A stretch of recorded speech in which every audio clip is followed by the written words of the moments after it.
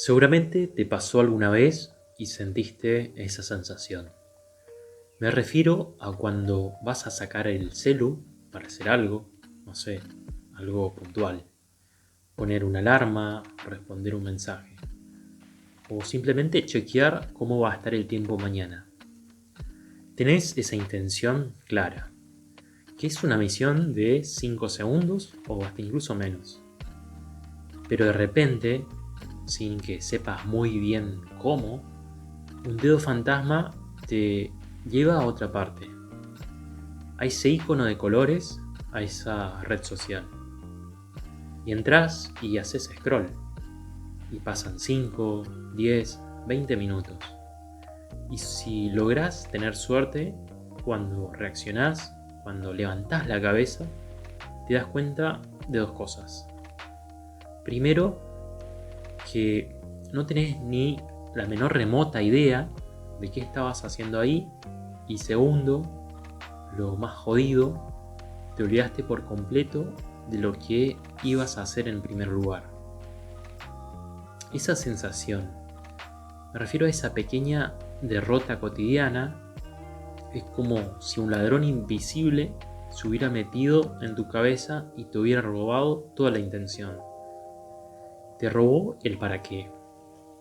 No solo eso, hasta nos robó el control de nuestros impulsos más básicos. Parece que algo más grande domina a ese dedo que escrolea sin parar. Una contradicción entre la acción inconsciente de un dedo y el deseo de nuestra mente consciente. Y lo peor es que fuimos nosotros quienes le abrimos la puerta. Y en el episodio anterior de este podcast aprendimos y exploramos la visión más optimista, si se quiere, la que llamamos el dilema del centauro, donde vimos la promesa de una simbiosis casi increíble entre un humano y una máquina. Pero para que esa fusión, esa mezcla, esa simbiosis sea posible, para que el jinete pueda guiar al caballo, primero hay que ser dueño del propio caballo. Hay que tener las riendas de la propia mente. Y esa es la batalla más importante y más silenciosa de nuestro tiempo. Por eso, hoy en Planeta Artificial, quiero que nos metamos en la guerra de trincheras. Esa guerra que se libra todos los días por el recurso más valioso que tenemos, nuestra propia atención. Vamos a desarmar las armas que estas apps usan para capturarla y a preguntarnos si todavía es posible ser soberanos de nuestro propio pensamiento. Yo soy Karu y si esto te aporta valor, el tuyo para mí es fundamental. Así que, como digo siempre, cambiemos valor por valor. Suscríbete, dale me gusta, apoya el proyecto que de verdad lo hago con muchísimo corazón. Y ahora sí, abrochate el cinturón. Bienvenidos al episodio número 9, la soberanía mental. Nuestra última frontera. ¡Vamos!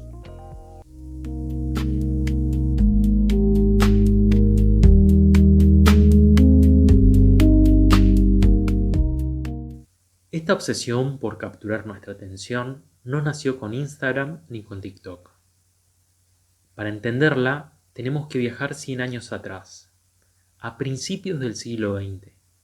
Un mundo, obviamente, sin pantallas, pero donde ya se estaba diseñando la arquitectura de la persuasión. Quiero que pensemos en Edward Bernays, nacido en Viena en 1891, sobrino del mismísimo Sigmund Freud. Un tipo que a los 103 años, cuando murió, había dejado una marca imborrable en nuestra forma de consumir y de desear. Se mudó a Estados Unidos y, en lugar de usar las ideas de su tío, de Sigmund, sobre el inconsciente para curar gente, las usó para venderles cosas que no necesitaban. Fue asesor de presidentes de los Estados Unidos, por ejemplo desde Calvin Coolidge hasta Dwight Eisenhower, Prácticamente inventó las relaciones públicas, que es una forma elegante de llamar a la propaganda. Bernays, este hombre, entendió que no le tenía que vender un producto a la gente, sino que le tenía que vender un sentimiento, un estatus. Su laburo era crear la leña mojada de la que hablamos en episodios anteriores cuando mencionamos los sesgos. No sé si te acordás, pero era básicamente la idea de que nuestros cerebros tienen predisposiciones, como leña lista para ser encendida, y que un buen manipulador solo necesita encontrar el fósforo correcto. Bueno, Bernays era un maestro en encontrar esos fósforos a nivel cultural. Fue él, por ejemplo, quien en su famosa campaña Antorchas de la Libertad, en 1929, asoció el acto de fumar para las mujeres con la liberación y el poder. El resultado fue increíble. En poco más de una década, el porcentaje de mujeres fumadoras en los Estados Unidos se triplicó, pasando de un 12% a más del 30%. Así, este hombre creó una necesidad donde no la había, moviendo los hilos del deseo colectivo. Y lo que hicieron Bernays y estos primeros publicistas fue sentar las bases. Entendieron que la atención humana era un territorio a conquistar y que la psicología era un mapa para hacerlo. Pero sus herramientas aún eran toscas. Un aviso en el diario, un spot en la radio, era artillería pesada, un bombardeo, pero era para todos igual. Hoy, a diferencia, las herramientas son totalmente otras. Son quirúrgicas y obviamente más sofisticadas. Y con esta idea en la cabeza, la de que la intención de manipularnos es bastante vieja, no es que nació ayer, damos el pase al siguiente bloque para entender un poco cómo funciona todo este arsenal.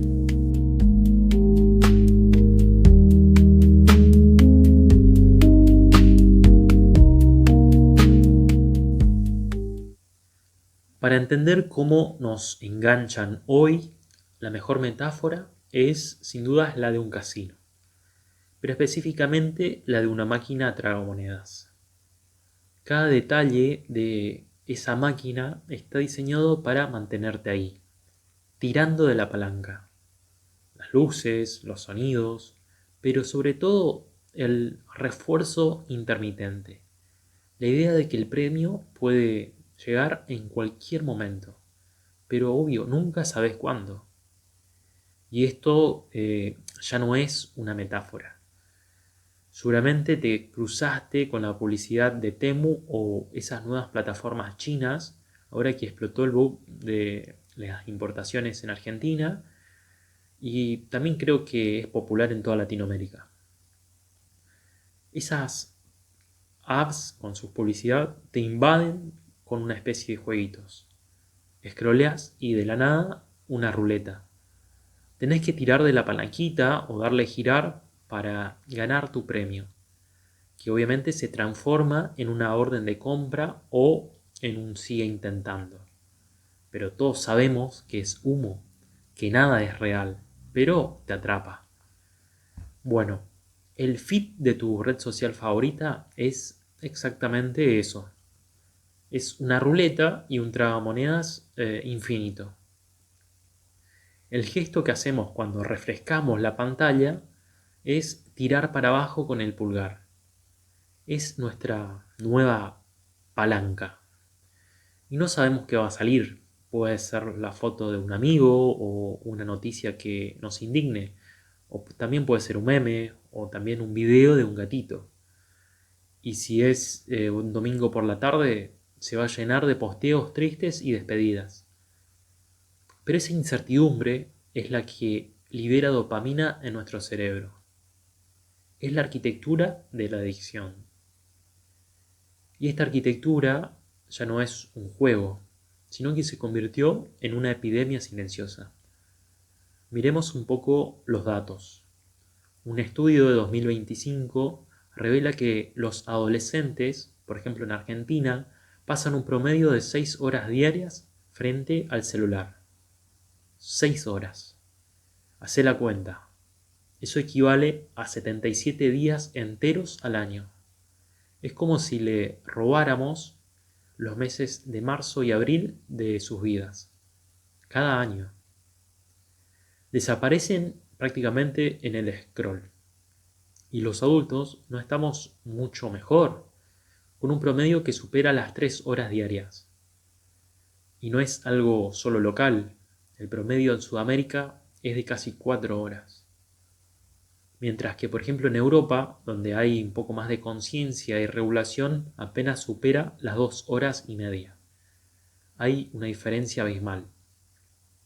Pero esta misma lógica de atraparnos se perfeccionó en un mecanismo todavía más oscuro. Quiero hablarte de las casas de apuestas online.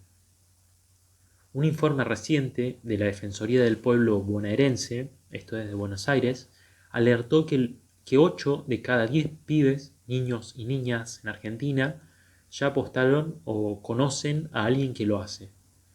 Estamos hablando de pibes de 13 o 14 años. El sistema es perverso. Ves a tu ídolo en la camiseta de tu club de fútbol favorito, promocionado por una casa de apuestas que supuestamente, como lo anuncian, es para mayores de 18 años. Pero, sincerémonos, todos sabemos que con una billetera virtual esa barrera de los 18 no existe. Les están vendiendo la misma lógica del casino, pero directo al celular, arruinándoles la juventud. Y acá ya caemos en el campo de la ludopatía, una enfermedad que no se diferencia de una pandemia. Pero mantengámonos en las redes y en eso que nos atrapa y es el tema de este episodio. Esto que vimos es lo que se conoce como la economía de la atención. Y como lo explica Tristan Harris, quien es un ex diseñador ético de Google, un tipo que estudió en Stanford y que estuvo adentro de la compañía, conociéndolo bastante de cerca el problema, dice lo siguiente: esto genera una carrera hacia el fondo del tronco encefálico. El algoritmo así no busca lo que es bueno para vos. Dice que esto busca capturar la atención. Y el algoritmo no se pregunta, no sabe con quién interactúa, solo sabe que debe generar interacción. Está hecho solo para eso. Y lo que mejor captura la atención es obviamente lo primitivo, el miedo y la indignación. Por ejemplo, vemos a Yuval Harari en su libro Nexus, quien cuenta el caso de los Rohingyas en Myanmar. Para que nos ubiquemos, Myanmar, la antigua Birmania, es un país del sudeste asiático al lado de la India y de China. Los Rohingyas son una minoría étnica musulmana que ha vivido ahí por generaciones. ¿Pero qué pasó? A partir del 2012, con la expansión de Internet, Facebook se convirtió en la principal fuente de noticias del país. Recordemos esos momentos de grupos masivos de información, etc. Ese Facebook de esa época era obviamente una máquina muchísimo más cruda de la que conocemos hoy. Era muchísimo más optimizada, pero ciegamente para el engagement, para el compromiso, para atraparte. Y este algoritmo de Facebook en el 2012-2013 descubrió que el discurso de odio de los militares y los nacionalistas budistas contra esta comunidad, contra los Rohingyas, generaba muchísima interacción. El algoritmo, sin una intención maligna propia, potenció masivamente las mentiras y el odio, creando el clima perfecto para que en el año 2017 el ejército de Myanmar, ya con el caldo caliente, llevara a cabo un genocidio. El resultado obviamente fue el asesinato de miles de personas y el exilio de casi 1 millón de Rohingyas. Así prácticamente el algoritmo potenciado o potenció esa extinción de un pueblo entero. Lo que potenció obviamente es una interacción, pero una interacción fácil, una interacción totalmente falsa. Con esta lógica funcionando 24/7, la pregunta que se abre es controversial.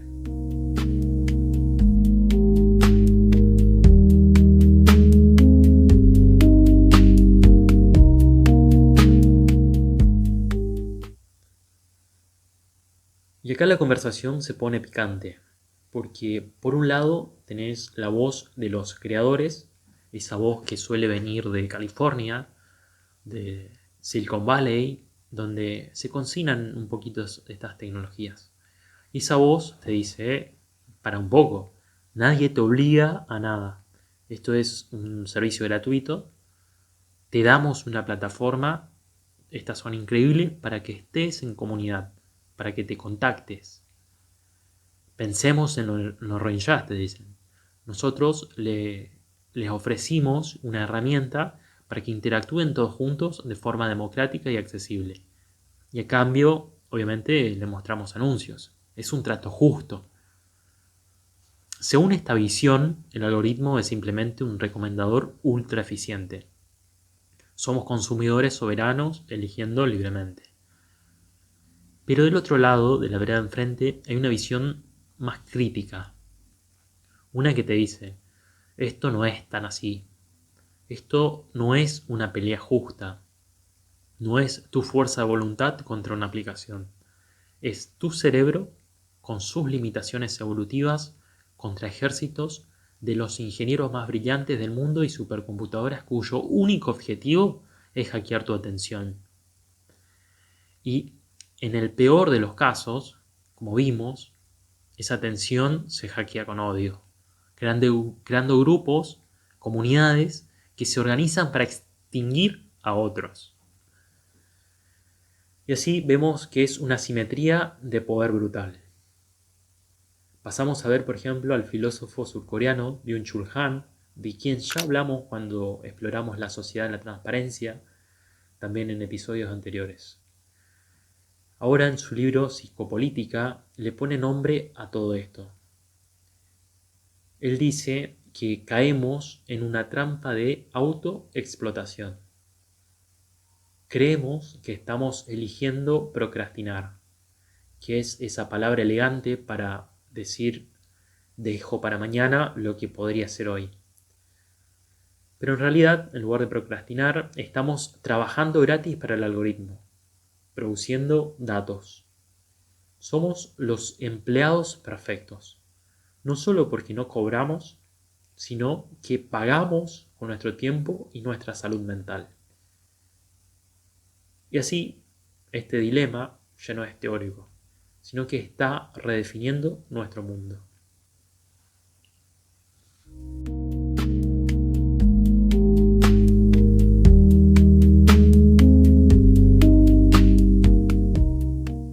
Pero ¿qué pasa cuando el combustible que mejor funciona para mantener nuestra atención es la indignación? Pasa que, como vimos, el algoritmo se convierte en una fábrica de polarización. El sistema descubre que si te muestra contenido que te enoja, te quedas más tiempo más enganchado, te quedas más tiempo en la red. El resultado es que cada uno termina encerrado en su propio espejo algorítmico. Así nos convencemos de que el otro no es alguien que piensa distinto, sino un enemigo. Un enemigo que hasta en algunos casos se define o lo definimos en 140 caracteres. Esto es obviamente absurdo. Por ejemplo, las sobremesas familiares se convierten así en campos de batalla, porque cada uno llega con un set de hechos curados por su propio algoritmo. Y acá entran en juego las fake news, las noticias falsas, que son el arma de destrucción masiva de esta guerra. Una mentira bien contada que apela a nuestras emociones más básicas es mucho más enganchadora que una verdad compleja y llena de matices. Pensemos en un ejemplo concreto. Imagínate una noche anterior a una elección presidencial, en plena veda electoral. De repente empieza a circular por WhatsApp o por alguna red o por Twitter un video deepfake, perfectamente hecho, donde el candidato le pide a la gente que no lo vote, que voten a su rival. Es mentira, claro, pero para cuando se desmiente, el daño ya está hecho. Millones de personas lo vieron, lo compartieron, se indignaron. La mentira así confirmó un sesgo, alimentó a la bestia del engagement y quizás torcería el resultado de una elección. Y el impacto de todo esto no es solo social, sino que es profundamente personal. Pensemos en la salud mental de los más chicos, nuestros arquetipos del joven digital, esa generación Z. Como argumenta el psicólogo estadounidense Jonathan Haidt en su libro La generación ansiosa. Dice Haidt, la evidencia es abrumadora. La explosión de la ansiedad y la depresión en adolescentes coincide perfectamente con la llegada del smartphone a nuestras vidas. Estos crecen en un entorno que es una máquina de comparación social, donde la vida de todos parece perfecta y editada. Esta erosión constante de nuestra paz mental nos lleva directo a la reflexión final.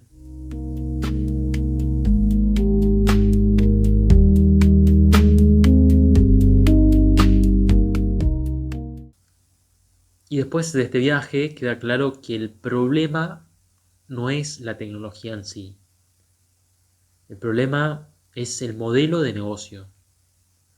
Un modelo basado en la extracción de nuestra atención sin importar el costo. La solución, entonces, no puede ser solamente individualista.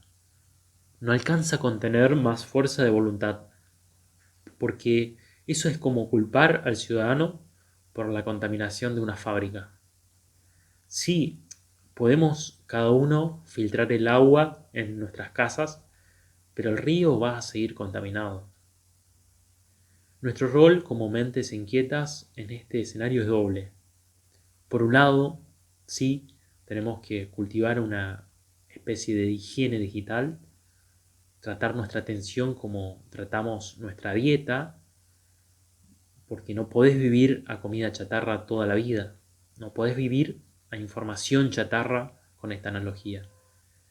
Y esto incluye tratar de guiar a nuestros propios padres, a nuestros viejos, advertirlos, detectar cuando ya son presos de ese casino de noticias falsas, pero no me refiero a la ludopatía, sino a algo peor, a una atmósfera de odio y bronca que se transmiten por las redes y nos separa cada vez más. Pero más importante aún, tenemos que empezar a exigir un cambio en el sistema, a alzar un poquito nuestras voces. Pero no me refiero a regular por regular, al estilo europeo que a veces lo único que fomenta es la burocracia. Porque regular el estilo europeo puede significar aislarnos del mundo y así perderíamos la gran oportunidad que tenemos de ser una voz competitiva desde el sur. Hablo más bien de una regulación inteligente, que fomente la innovación pero que proteja a los usuarios. Y así la verdadera soberanía mental no es un acto de aislamiento, de apagar el celular e irse a una cueva, sino que es un acto casi político. Es la decisión consciente de recuperar el control sobre nuestro propio foco. Porque donde ponemos nuestra atención, ponemos nuestra energía y así construimos nuestro futuro. Y con esta idea llegamos al final de nuestro viaje de hoy.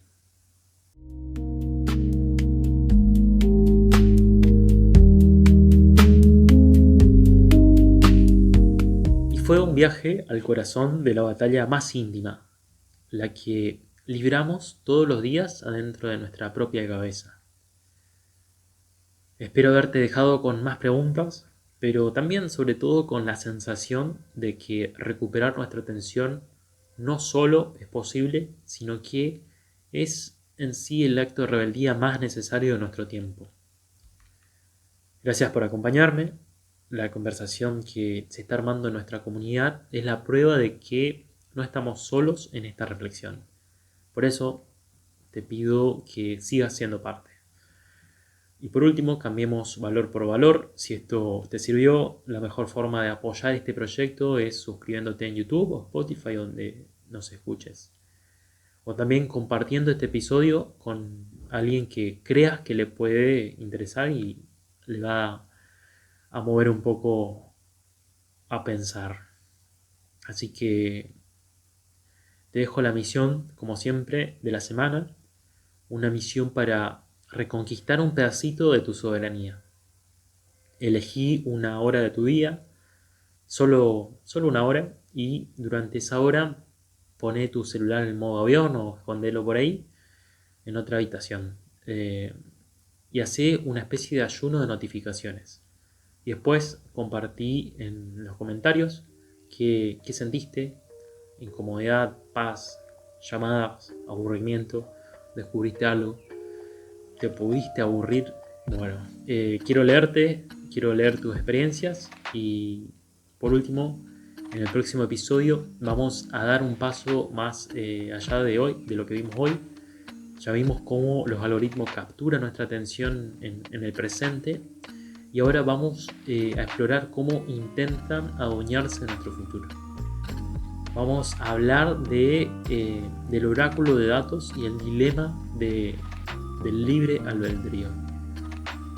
Hasta entonces, sé curioso, sé crítico y recordá, el futuro no es algo que nos pasa, sino que es algo que hacemos entre todos. ¡Chao!